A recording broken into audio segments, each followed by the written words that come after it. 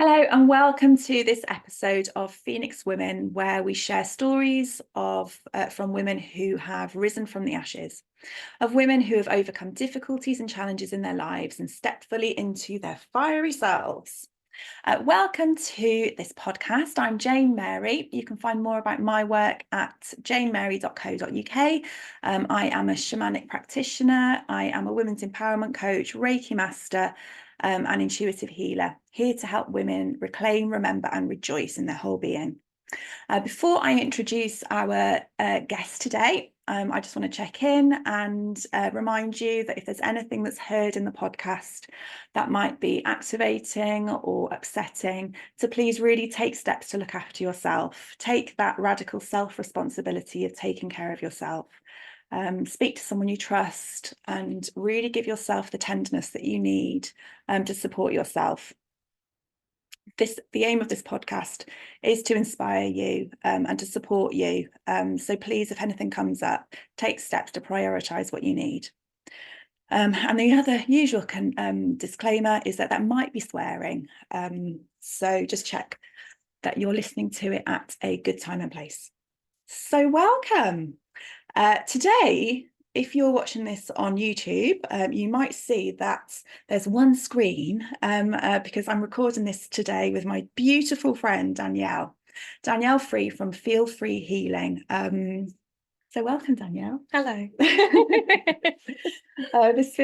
I contacted Danielle a while ago about coming on the podcast, and we were trying to fix the date, and in the end you were like, oh, I'll just come on over. Yeah. So it feels really good to be together, doesn't it? It feels good to be doing it here. Yeah. It's been a long time coming, I think, actually.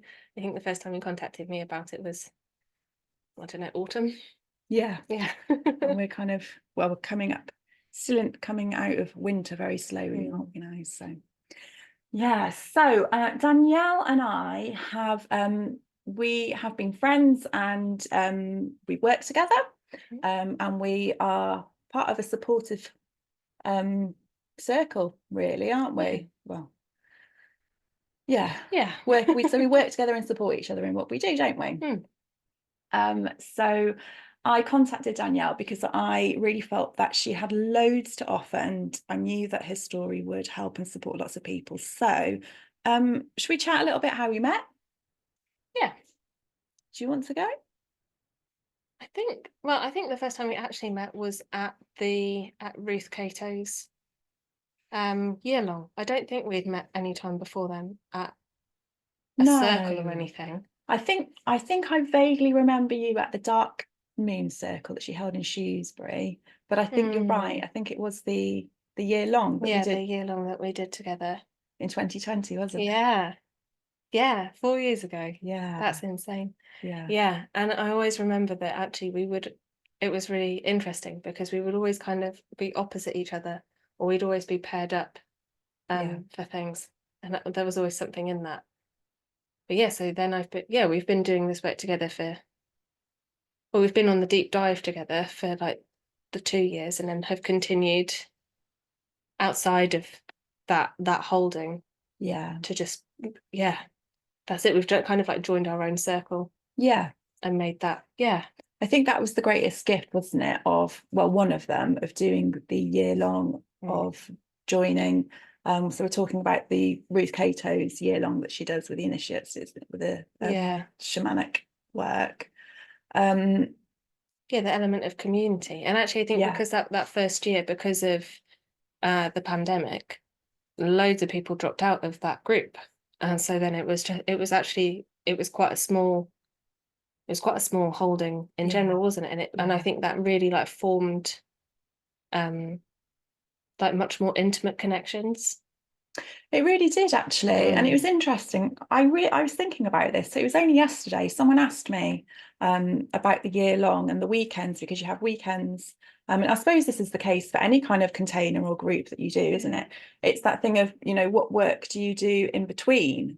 And I was thinking, because it was 2020, because we all had so much more time, well, a lot of us had a lot more time and space. There was really space to kind of play with it and integrate it, wasn't there? And explore it and deepen. And I think if there was a year to deepen, it was It was 20 that years, wasn't it? You know, it was yeah, like that was a rough year, wasn't it? You know, for many. Yeah. But it was also in that kind of as you deepen, it's Mm. like you come out on the other Yeah. side, wasn't it? It was a bit like a lifeline, really. I think I like to know that that you were all there.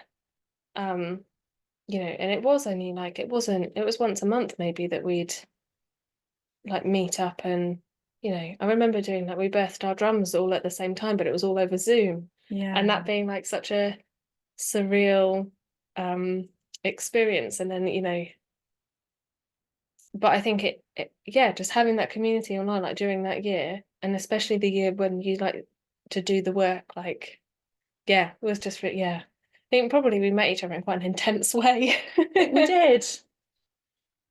I'm quite comfortable with that as well. Yeah. That feels really good. Yeah. Yeah, we really did. I think I think what I love about that is there was no kind of messing around, you know, the small talk or quietly getting to know Yeah. each other. We kind of jumped straight in with Just 2 feet, straight didn't in. we? Yeah. And yeah, I love that we did always sit opposite each other. And I think Yeah. it was that thing we were very much like mirrors, I felt a lot of the Yeah. time. I remember Yeah. like I'd sit and listen to you and I'm like, I could have been saying what you were saying. I Yeah. felt the same. Yeah. Um, Yeah, exactly the same. And you just wait for yourself, and then you're like, oh yeah, no, that I could have. Now I want to say something in yeah. relation to what you've just said because I resonate with it a lot. Yeah. And it's interesting with the nature of circle. And I think 2020 with that idea Mm. of developing community, you know, with all the years to when a lot of people were forced away from their community. Yeah. Um, It and actually forged one. to forge one and like I think that's showed how paramount community Mm. and connection is. Yeah. um Yeah. and I know I talk about it like lots like women's circles, that is such a profound and Mm. potent place to jump straight into community, Yeah. jump straight in with 2 feet, don't you? Yeah. And then I think within that community as well, you find the right people within that community. Because I think there's so much that comes up with uh like sister wounds. Yeah. And I think when you for me when we moved up to Shrewsbury, um so I'd moved up from Hastings, and had no sense of community down there at all, despite living there for I think it was about 8 or 9 years, maybe 8, and never really having that community down there. And then the intention uh, that I made when I came to Shrewsbury was I need to find a group of women. I don't have a group of women that I'm really close with, and I feel really deeply that that's what I'm missing. And I think I could have fallen in love with every woman at that point because that was so deeply like what I was longing for, and I think that is something that circles offer people is that, oh, I can find people here who are willing to support and listen, and I can make these great friendships with people. Um, but I think actually they're slightly changing, and I think, and now since we've kind of been doing this work for a few years, I think you can go into a circle community and know that within that, there's probably your own smaller community that are going to be your people. Um, So I think there's something like really magical about it, and the fact that the more you do the work and the more you know yourself, the more you can find the exact people that are going to be perfect for what you need right now. Absolutely. And I think being in circle, like it is such an incredible place to Mm. heal, like with opportunity to heal that sister wound. Yeah. um and you know, like with what we just said, like being in circle is like a Mm. mirror as well, isn't it? I think Yeah. everybody in circle, there's an element of them, of everybody there, Yeah. that will be a mirror of you. Mm. And that can be one of the hardest things actually about circle as well, Yeah, you because can be like completely repulsed by someone that's sat opposite you going, no, I don't like them. What is it? oh, there's And something there, yeah. isn't there? I think you know, I'm sure like when we've sat opposite each other, there'll be Mm. something. It's well, anyone, you say it, and Yeah. if you can feel within yourself, oh, I don't Yeah. like the feeling of this, Yeah. but actually it's something you need to hear. Yeah. So it's that idea of facing yourself Mm. and your whole self Yeah. and being really compassionate with it, isn't it? Yeah. But I think you're absolutely right. Within the circles, there's always like Your people yeah. as well, I isn't think there? it's that, like, once you're shown, like, it's essentially when you're placed into a group of people, it doesn't matter if you're like mixed sex or like it's all just women or all just men, that um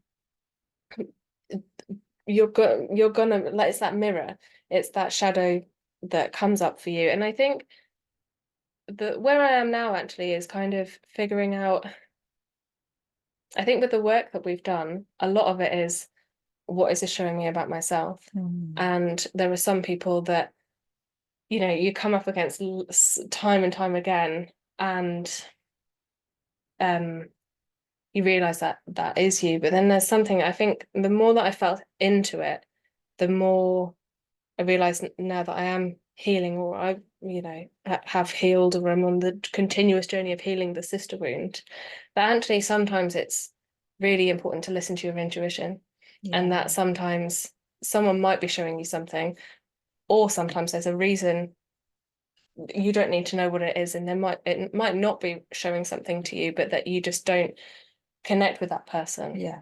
And I think that's really important, because I think in community there's a lot of emphasis at the moment on everyone like loving each other and coming together. And sometimes I think one of the lessons that I've learned quite a lot is you have to listen to your gut instinct. And I think you can feel the difference between when someone is playing out something that is yours and when you go, that's not mine. And there's no resistance to looking at what that is. Does that make It really sense? does. I think as you were talking then, like the term boundaries, I suppose it's having a really clear boundary of who you are, what is yours and what isn't yours. Yeah. And that like sometimes it's okay to step away. Yeah. If it's not being helpful to you, it's okay to step away. Yeah. And I think that doesn't mean that community, like, you're not going to be part of community, or you're not going to find what you need. I think it just means keep looking. Yeah. Yeah. But I think we got lucky. We got very lucky. We got very lucky. We did. Yeah, so that was really nice, that actually, like little walk down memory lane, and kind of you really reminded me of some really like valuable like points there that yeah, I needed to hear. So thank you for sharing those. You're welcome. Thank you. So yeah, we're on the Phoenix Women podcast. And I know that well, I'll let you, well, we didn't really introduce you and what you do actually. Do you want to do that now? Like, who are you? What do you do? Who is Danielle Free, and who is Feel Free Healing? That's such a big question. So you've got, no, I can't even know. I think that is genuinely, like, I would call that my origin question, which kind of started me out on this journey anyway.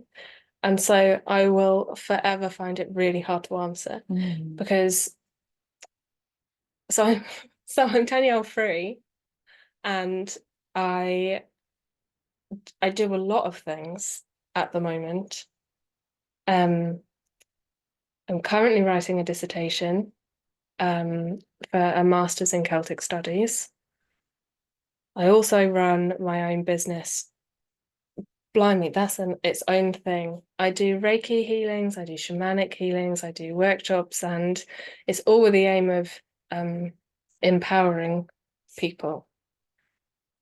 I think actually, a lot of the people that you've had on the podcast kind of do the same thing, and it's that want to just get people to just be their authentic selves and to be comfortable with that. And so that's my aim with the work as it stands at the moment that I'm doing.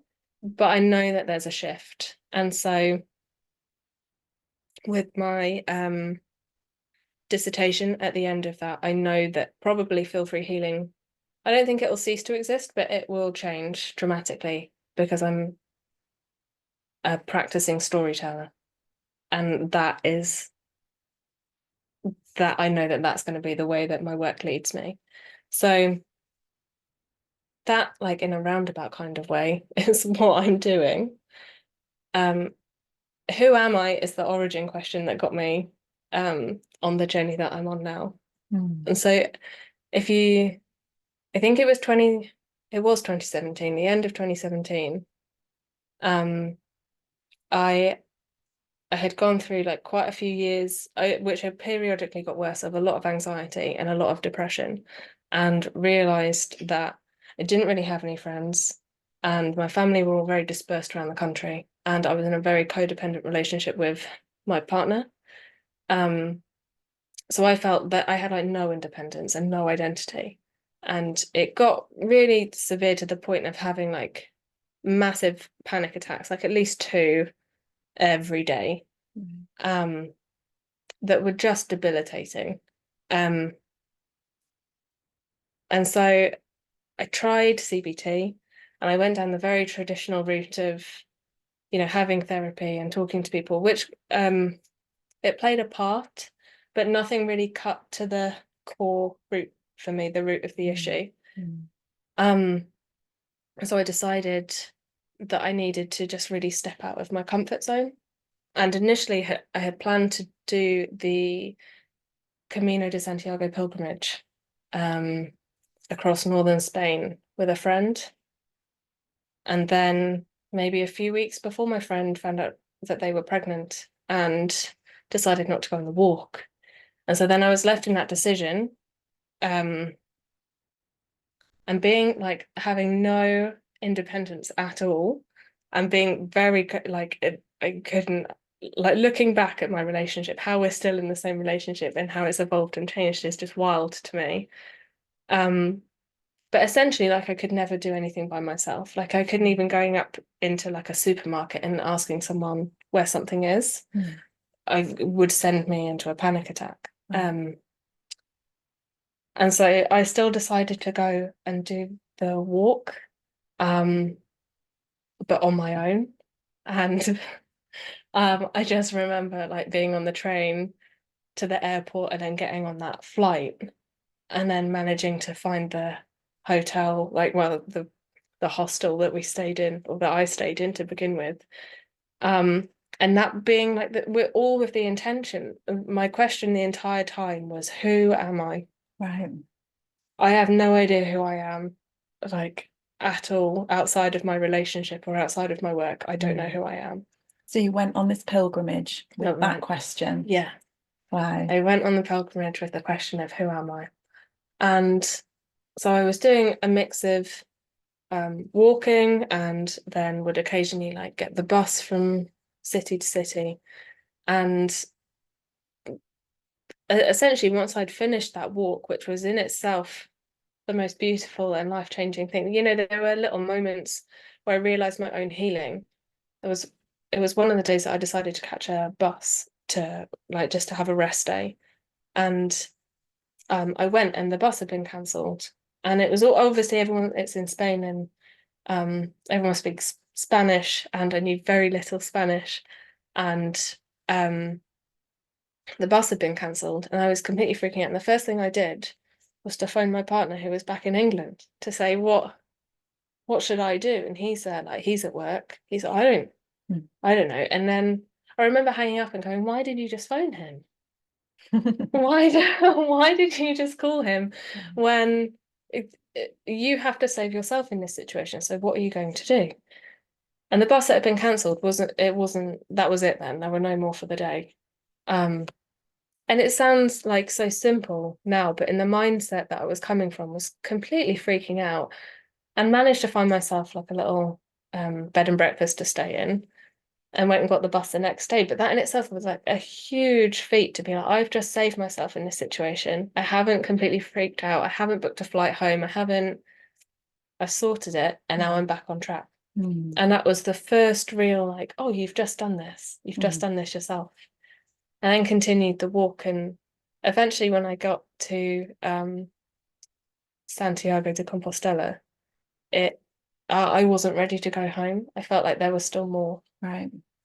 So I found a woman down in Andalusia in Estepona who said she ran in inverted commas a cattery, and she said, if you help me look after the cats, I'll give you free Oh, board wow. and accommodation. Mm.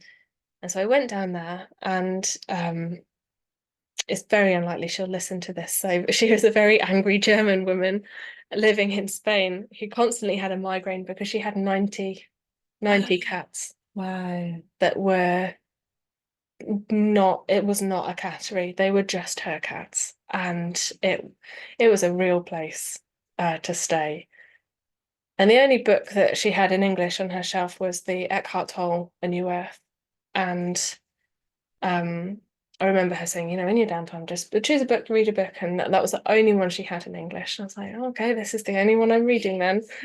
Um, and it was so interesting to see everything that he was talking about in the book being played out by her. Um, Essentially, he talks about the ego and um, an identity and how people can get really caught up in it. And obviously, by this time, I'd already done a month of walking. Mm. So my identity has like shifted and shed. And I was here then watching this woman essentially be me, but back at home with her panic attacks, with her migraines, with her Right. stress levels. Um, and I remember one day turning this page and it had on it like the question, who am I? And I was like, this, like, yes. And I was reading and I reading it, and it just said, I am. Mm. And I was like, oh, that's it. I just exist. Yeah. I am. And so I finished that book the same day that I got my flight home. And so it was all just felt so divine in timing. Mm. And so then when I got back, obviously that was it. Like nothing was the same. And I had completely changed as a person. I was no longer in that. I was at the point of being like, I don't need you anymore. I'm fine. I've got this.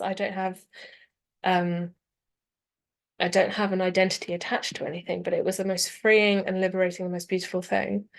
And it had completely cured my anxiety and my depression. Wow. And obviously now that was like a good number of years ago. And so once you can't just every time you get a little bit anxious or like go to Spain for a month. But it's never been the same again. And so I don't think I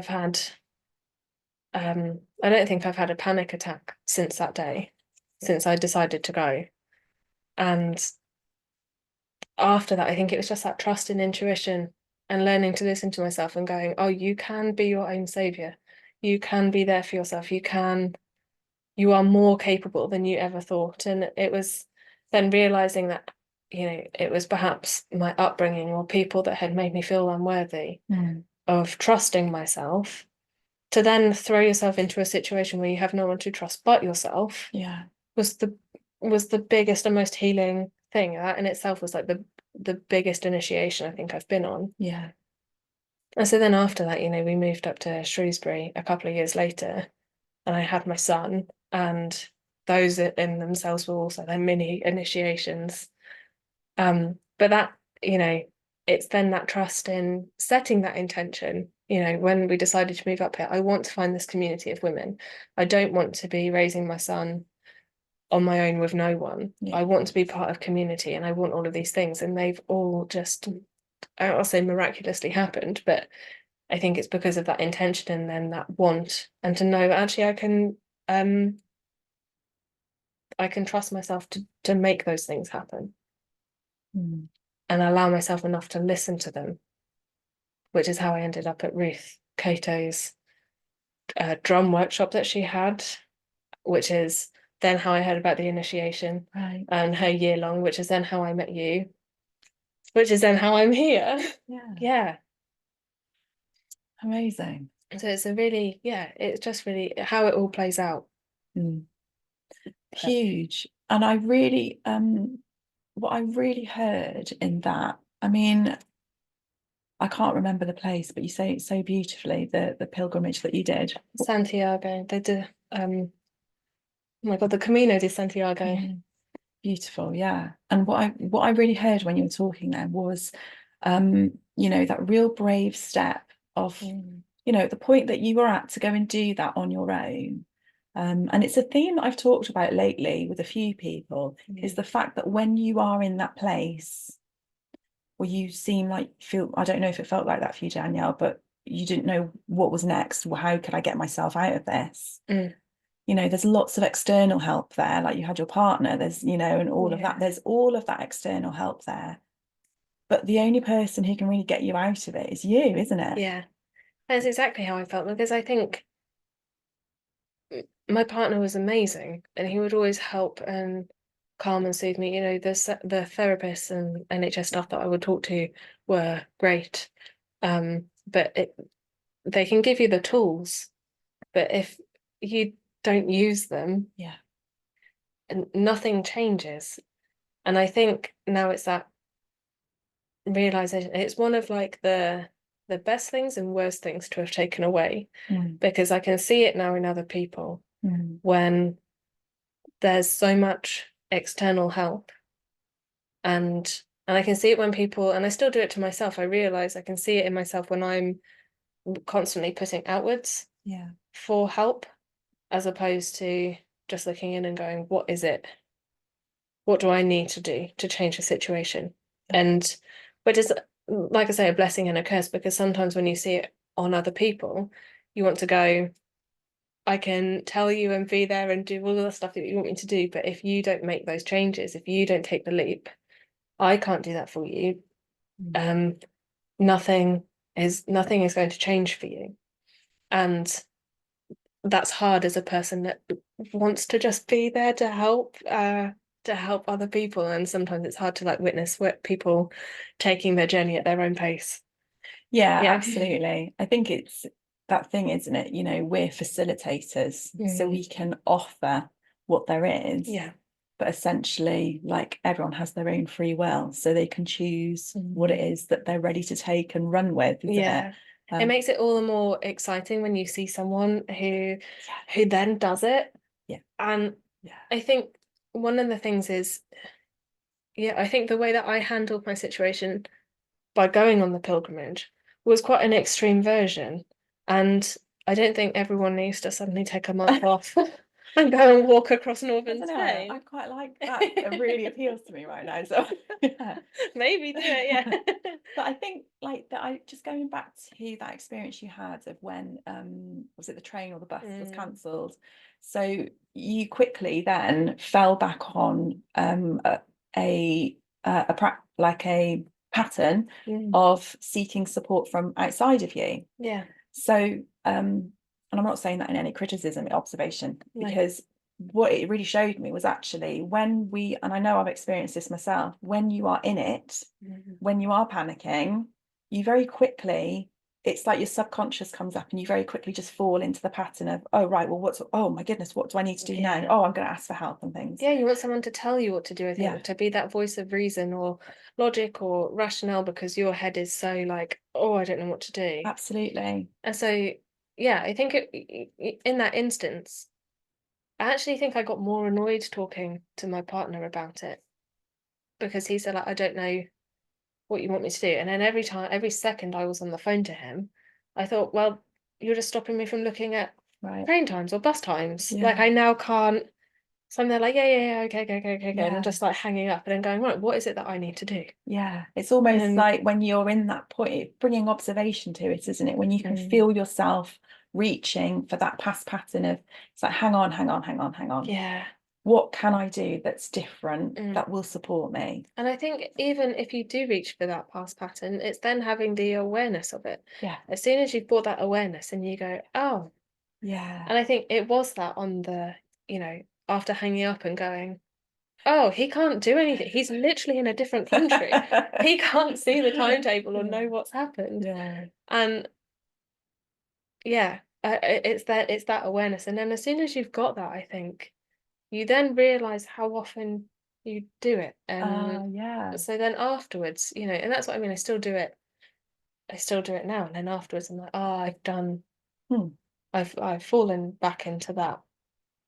We're only human, aren't Yeah, yeah. we? But then being able to, I think as soon as you bring that attention to it, I think that's part of the journey. That's part of your own healing journey with it, because I think everything uh, about the journey of self-development is just bringing the awareness to the things that you like and don't like about yourself, and the things that you um do that are good for you, and the things that you do that are bad for you, or not necessarily good and bad, but um I think you know what intuitively or instinctively like feels good for you. And Yeah. as soon as you've got the awareness of that, then you notice it, and then you're more likely to be able to change the pattern going forward, even if Yeah. it takes time. I think Yes. once you overcome and you face that thing as well that was challenging and hard, and you really support yourself, you find a way through it with what you do Yeah. have, you realize, oh, Yeah. wow, I can do this. Mm. It's, And you have this immense sense of pride about it, which then yeah, equally, I remember wanting to phone my partner up again to to be celebrate. like, Yeah. I've just done this thing, isn't it amazing? And I think also acknowledging that not many people care about it. And, and going, oh, yeah, no, I'm doing this for me. And I think some of, you know, which is equally like it's great because then you realize, oh, I am just doing this for me. And when you take pride in something, no one can take like that, there'll be people that are like, I know how to solve a bus timetable and I would have handled that situation fine. And there are some people that, like me, would be like, this is such a big thing to have done. Yeah.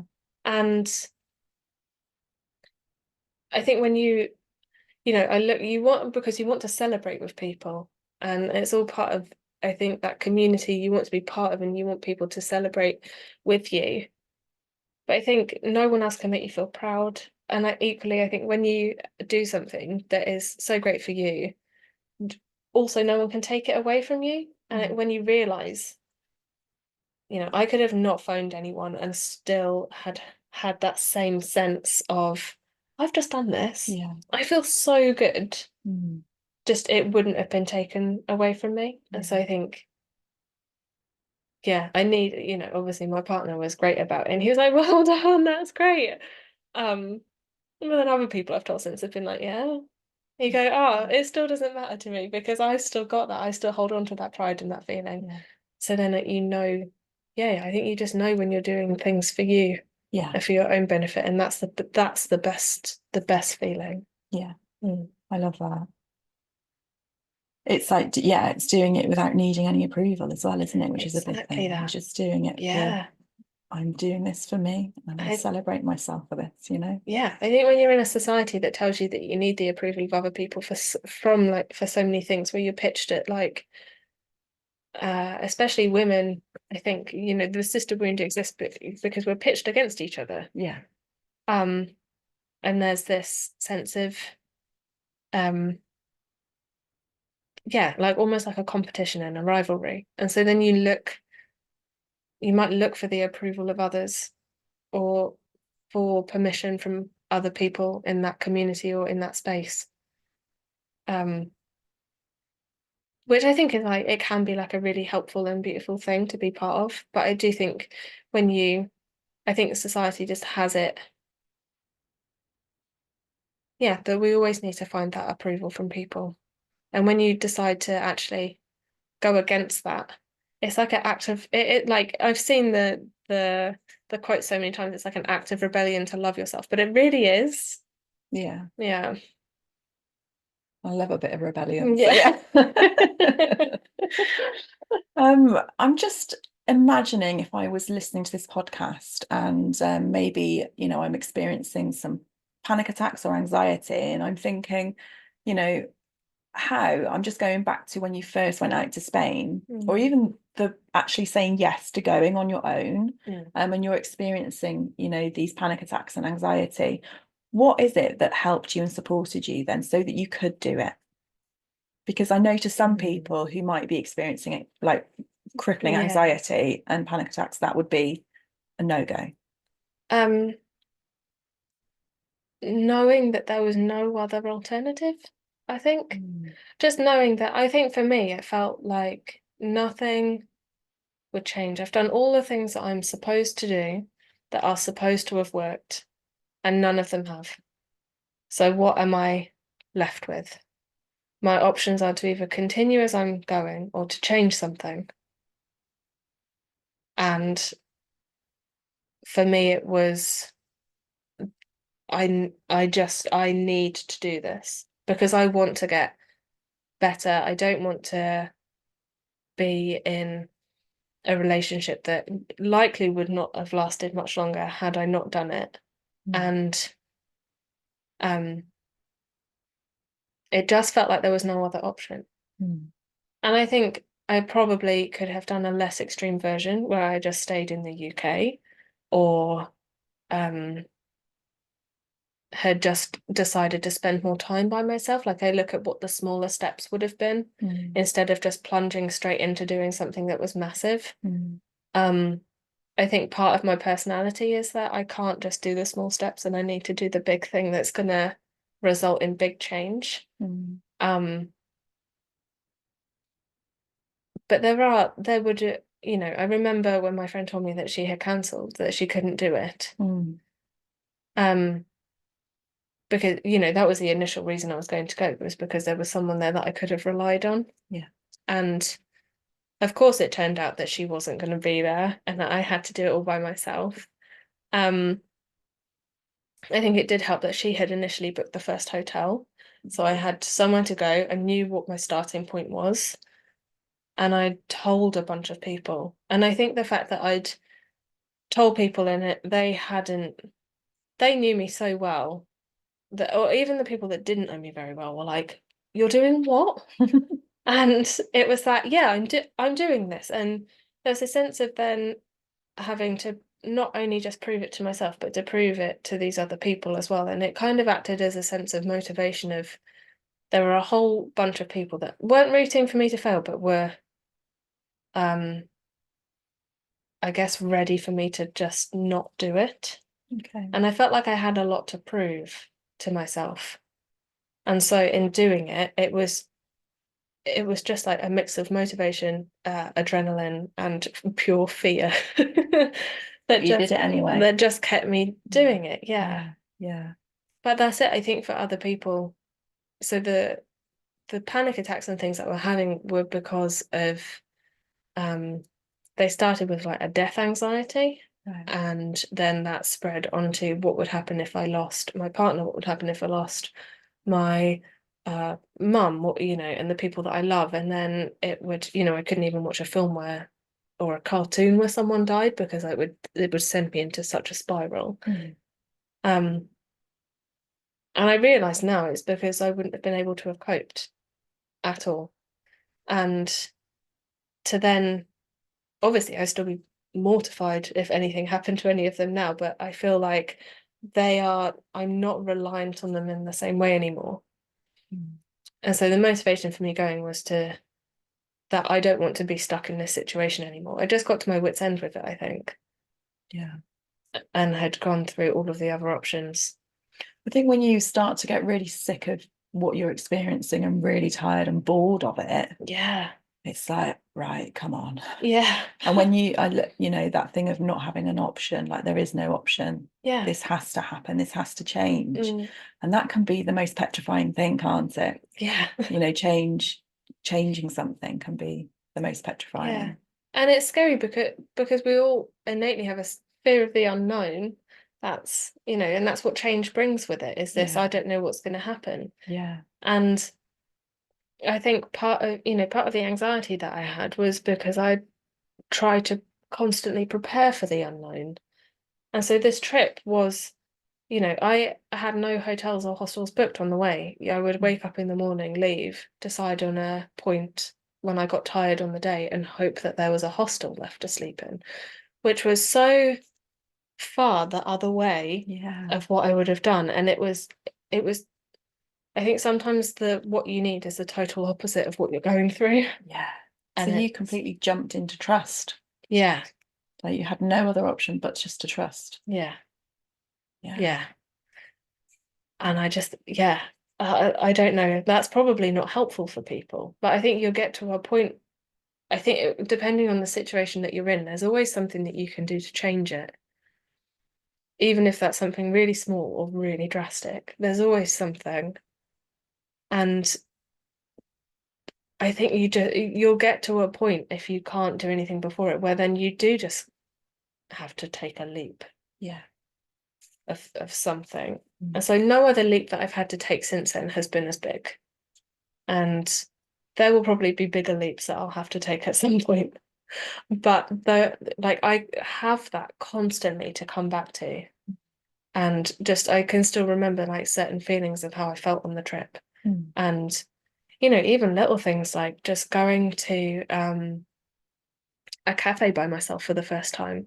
I would never have done that before because of the fear of judgment of I don't know who I am. I can't eat in front of people. I don't know what to I'm going to look like such a loner if I sit here and I'm just by myself. And like those self dates, I'd never taken myself on a self date. But then you put yourself on a trip where you're completely on your own. You go, I have to. But I remember the feeling of being like, oh, this is fine. And sometimes you have to do the things that you don't think are fine to realize, oh, what the worst that can happen is that someone might think that I'm on my own. Well, that's an active choice, and it doesn't matter if they know that or not. So, yeah, I will always have like that trip to come back to. Yeah. Amazing. That's super inspiring. I think even just sharing, because some people who might have worked with you might not have even imagined you to have had panic attacks and to, anxiety, let alone go on a massive pilgrimage like that. So, thank you for sharing that, Danielle. You're welcome. And I hope it kind of inspires some people to, if you are in that place of, that hard place of anxiety, panic attacks and things, kind of that there is hope, isn't there? There's absolutely things that you can do. So yeah, thank you. So if people are interested, is there anything else you feel like you want to share on the podcast? I feel like we're naturally coming to a close a little bit now. What do you feel? No, I think so. So if people want to find out more about you and your work and things, where can they find you? They can find me on Instagram and Facebook at Feel Free Healing, on my website, which is the same, feelfreehealing.com. Feelfreehealing.com. Yeah. And you do in-person work and online, is that right? So I do distance Reiki and distance shamanic appointments. And I do in-person shamanic and in-person Reiki appointments. And I do it's once a month at the moment. I do drum journey gatherings in Shrewsbury. And yeah, they're a lovely thing. They're my favorite thing to do. Yeah, they're gorgeous. Yeah. Like I said, that work is kind of changing. It is, it will develop, and I think there's more to that. But for the time being, that's what I'm offering, and that's what's there. It's exciting to see where it's going to go. Definitely. Yeah, definitely. Well, thank you so much, Danielle. It's been so nice, like sitting here. We haven't even looked at the street. It's so nice being together. So thank you everyone for listening. We'll catch you on the next episode. So take care and we'll see you soon.